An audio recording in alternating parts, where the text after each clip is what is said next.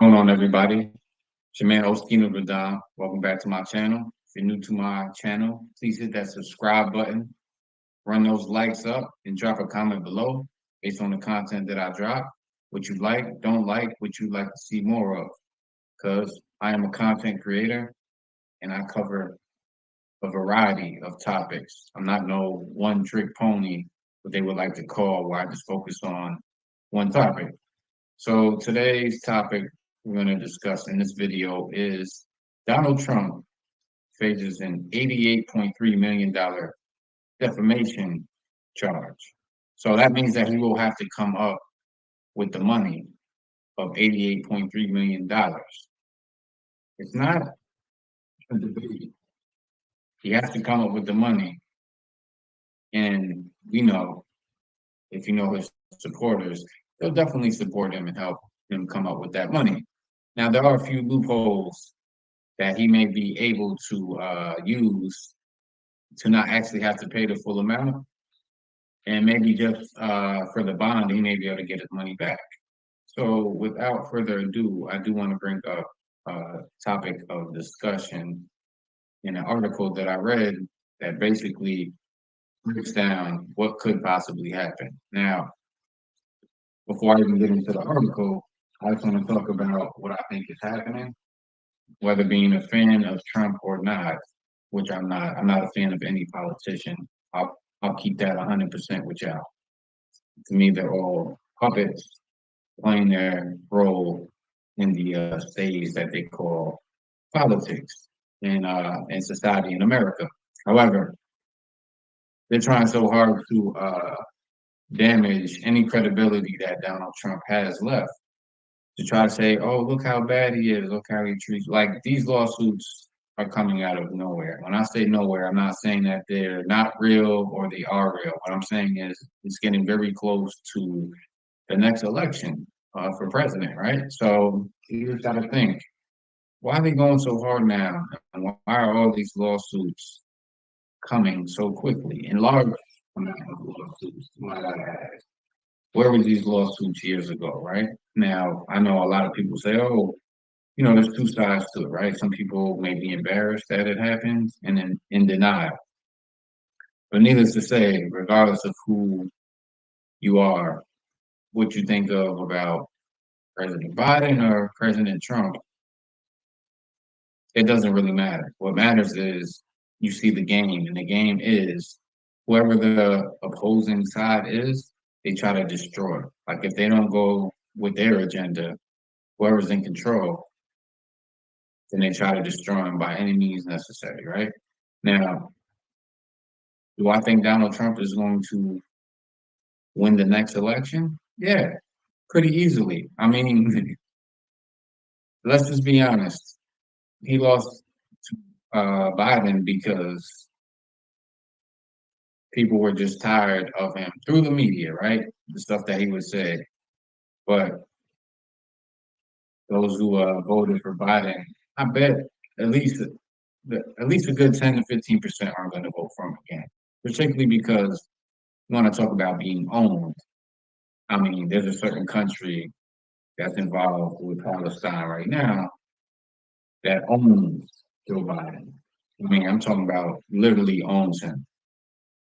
And we see what's happening with this illegal immigration, right? So, I'm not big on focusing on that, but it's just certain things that you notice. And if there is indeed a civil war, well, you can blame Joe Biden for that because his stance on the illegal immigration is causing a lot of problems for American citizens. Now, I just want to bring up this article by the Associated Press. And this article is written by David B. Caruso. So I always like to give the people that I get my sources from credit, because I don't act like they're my own words. But I just want to read the article and I share it with you on my screen over here on YouTube. So if you're new to my channel, please hit those like buttons, hit the subscribe buttons. And like I said, I don't play no sides. I'm on the side of humanity, and I know the games that politics play. Doesn't matter what side of the aisle you're on. A lot of these 95% of these politicians are owned by certain corporations. And if you do your research, you'll see which corporations fund which candidate, and then you can see what those corporations are about.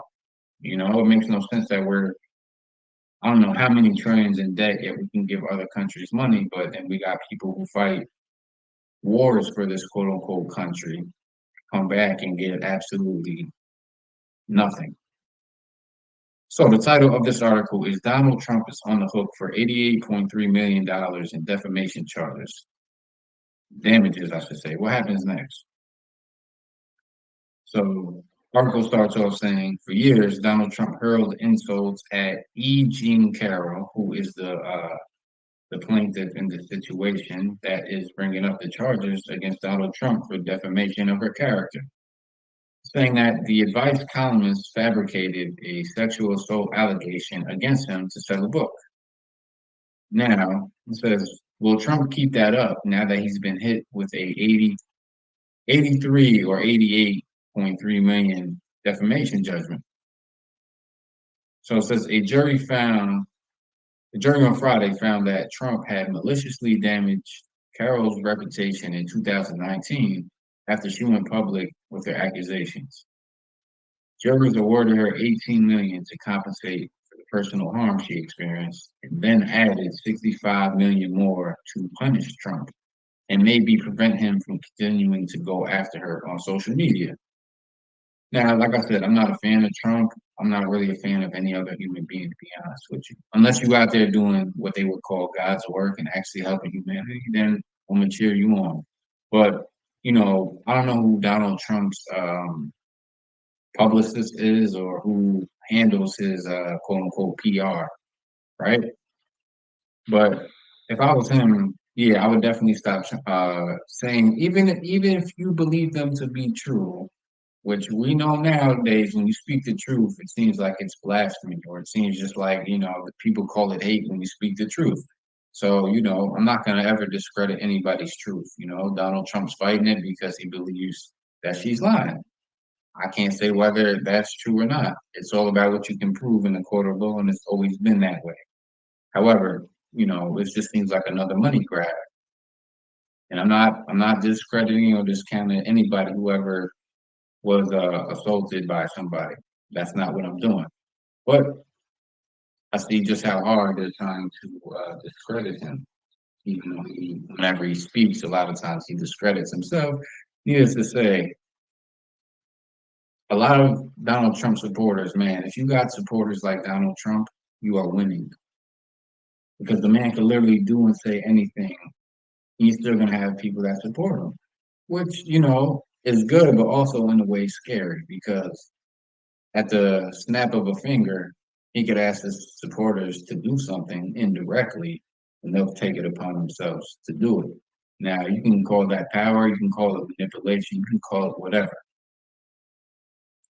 But if indeed Donald Trump does have to pay this money, are you, the Donald Trump supporters out there, are you going to help him pay his legal fees and the money that he was ordered to owe to this lady for defamation of character?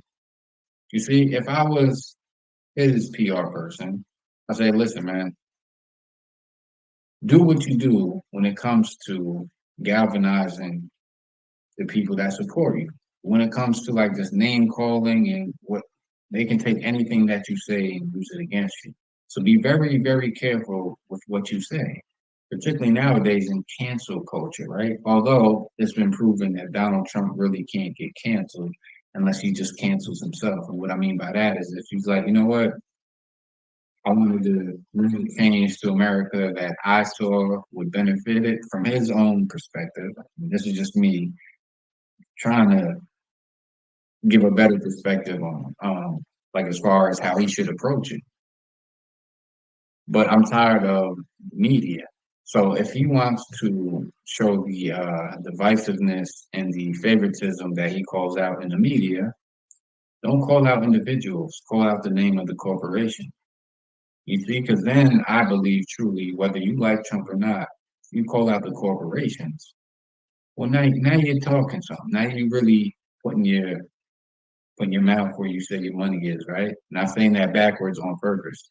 Because once you start calling out the corporations and really describing what corporations do and put faces out there for the public to scrutinize, when you should really be scrutinizing the actual corporations that are perpetuating, you know, whether or not they're true or false allegations and lawsuits of defamation of character and things of that nature, right? So, you know, I don't know how this particular case is going to turn out, but it seems like he's going to at least have to make that money for bond and then fight it later to either get all of his money back or maybe he loses it. I don't know. But I know one thing. This isn't going to stop people from voting from Trump.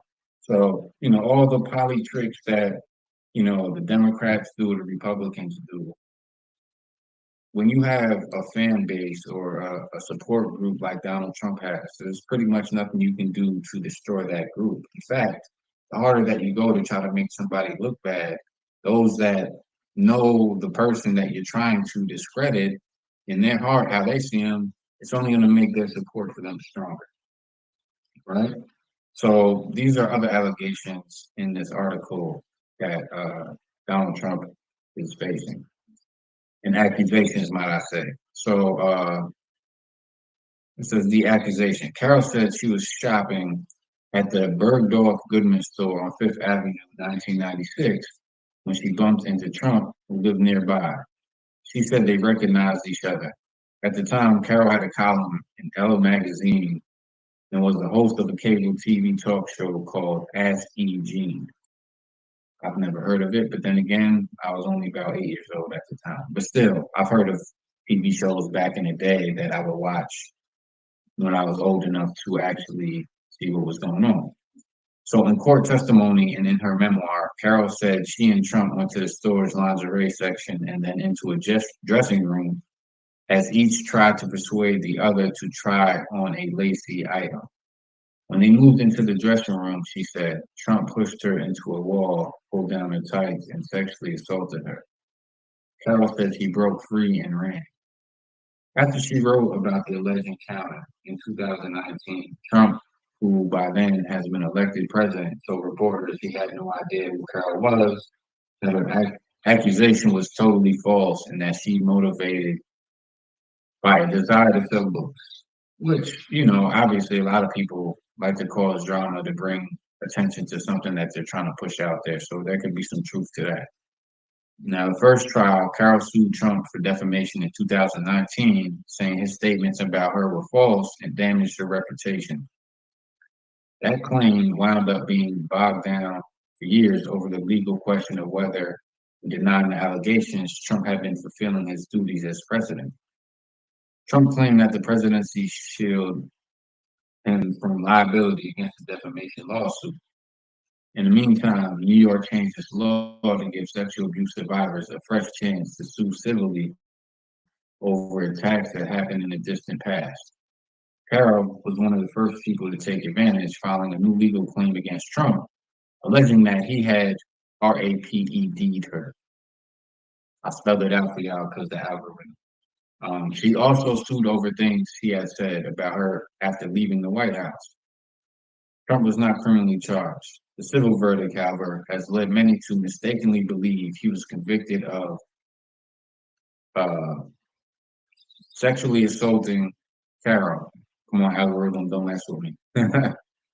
Under state law, too much time had passed since the alleged assault in 1996 for a criminal case to be considered against Trump. The jury heard testimony in that lawsuit last year and found that while Carol had not proved she had been RAPED'd under New York's definition of that crime, Trump had sexually abused her. The jury awarded Carol $2 million for the abuse and nearly $3 million for Trump's public comments about her, which it said were defamatory and therefore not protected by free speech. The second trial, with the main legal issues resolved, one matter remained. Had Carol also been damaged by Trump's comments while he was still in the White House? U.S. District Judge Louis A. Kaplan ruled that there would there would need to be a new trial to decide that claim. That trial did not need to revisit the issue of whether Trump had assaulted Carol or whether the things he said about her were defamatory. This trial will decide how much more, if anything, Trump owed Carol for things he said about her on June 21st to the 22nd, 2019. Trump and his lawyers have been outraged that they did not get a chance to make a new argument that he was innocent, but Kaplan said that had already lost that fight. Here's a quote by Kaplan. It is a very well-established legal principle in this country that prevents do-overs by disappointing litigants, Kaplan told the lawyers on the day Trump testified in the second trial. He lost it and he is bound. And the jury will be instructed that regardless of what he says in court here today, he did it as far as they're concerned. That is the law, end quote. So what's next? Trump's legal team is appealing the verdict in the first case and has promised an appeal of the second one too. It will not deter us. We will keep fighting, and I assure you, we didn't win today, but we will win, said Trump's lawyer, Alina Habba. Among other things, his team wants higher courts to rule that Trump was within his rights to forcefully deny Carol's allegations and suggest she had ulterior motives. Everyone has a right to defend themselves, which I agree. Should be always be able to defend yourself, no matter what no matter how the public may be misconstrued on what the truth actually is because of the power of the mass media. Those are my words right there. So the Trump lawyers are also contesting Kaplan's ruling that the jury in the second trial did not need to revisit whether Trump was liable for assaults, I abbreviated that purposely, and that the judge unfairly limited what Trump's lawyers could say in front of the jury. Appeals will go to a panel of judges in New York. The appeals eventually could reach the U.S. Supreme Court for the justices to consider. In the meantime, Trump has put more than $5.5 million in an escrow account to potentially cover the cost of the first verdict while the appeals play out. So, question, what if Trump keeps saying publicly that Carol made it up? Carol could bring a new lawsuit over each new comment. Potentially, new trials would have to be held at which juries could pile on additional damages. So far, there's an $88.3 million in judgments against Trump are actually less than what some of his supporters have faced in recent defamation cases. The jury last year decided that Rudy Giuliani, the former New York City mayor and Trump ally who tried to keep the then president in power, he lost the 2020 election, owed $148 million to two former Georgia election workers for spreading a conspiracy theory about them. Juries in Texas and Connecticut have hit InfoWars host Alex Jones with $1.5 billion in defamation judgments for promoting a false claim that the Sandy Hook Elementary School shooting was a hoax. Unlike Giuliani and Jones, Trump might have the financial resources to pay a huge judgment. He reported having about $294 million in cash or cash equivalents on his most recent annual financial statement for the fiscal year ending June 30th, 2021. That's in addition to the value of his real estate assets, which Trump has claimed are worth billions of dollars. Still, Trump faces other potential financial liabilities. He is awaiting a verdict in a civil fraud trial where New York State has asked that he forfeit $370 million on what officials say were ill-gotten gains, loans and deals made using financial statements that exaggerated his wealth. So, very interesting article, need to say the less. Now, this can all be a distraction as well, right? You know, there's nothing final about this judgment so far. These are just, certain things that he may have to, but he may find a way to win this and beat it and not have to pay too. But the difference with this is that he's going to actually have to come up with the 88.3 million for the bond so that he can stay free. Now, like I said, in conclusion to this topic, whether you like Trump, hate Trump, whatever, or anywhere in between, don't even care about Trump. What do you see is going on right now, right? Everything is a money grab. Everybody's trying to get their money. Everybody's trying to destroy somebody else's image. Now, What if Donald Trump hits everybody with a defamation lawsuit and he wins the case? And he's saying that all these stories and news channels and corporations that were going against him were defaming his character. Are people going to have the same views, or are they going to say, "Oh, just Trump's trying to make everything about him," when news media can't stop talking about this man? So, whether you think Trump is actually for America or not, he's definitely some type of threat to the Democrats and the media outlets that they are owned by. Or I don't know who owns who, but all I know is that there's Republican media news outlets and there's Democrat media news outlets. And you can see which one is which, right? So I say that to say, never ever put your faith in another politician. It doesn't matter what they say on TV. It doesn't matter that they promised you X, Y, Z. You know who I voted for the last two elections? My damn self. I put my name on the ballot because I'm the only person that has autonomy over my own life. Now, with that being said, cover this story. If you like what you heard, please drop some comments below. Run them likes up on this channel. I'm trying to get to 10,000 subscribers by the end of this year. Maybe soon, but I'm coming hard with the content. I'm always give my opinion, my perspective on it, and I'd like to hear from y'all, the subscribers, because y'all drive this channel and y'all drive me to continue to make more content because y'all been very supportive, particularly in this last year. I always have my perspectives from different angles, and I will never ever be cornered or boxed into these false labels that they give the masses to identify with. There's no one man, no one group out there that can represent me. I represent me to the fullest, and I don't represent anybody else. Y'all should take that advice. Can't nobody speak for you besides you. And if you feel otherwise, please drop some comments below onto why you think somebody can speak for who and what you represent. Because at the end of the day, it's just people getting in front of a camera trying to appease to the masses to say whatever it is that they need to say to get your vote. And 9 times out of 10, they're not going to do what they tell you they're going to do when they're in office. And even if they want to, there's powers higher than the president that won't allow it to happen unless it's a part of the agenda. I'm going to leave it there. Thank y'all for tuning in. Please run them likes up, drop them comments below. And if you haven't, hit that subscribe button. Peace and one love, y'all.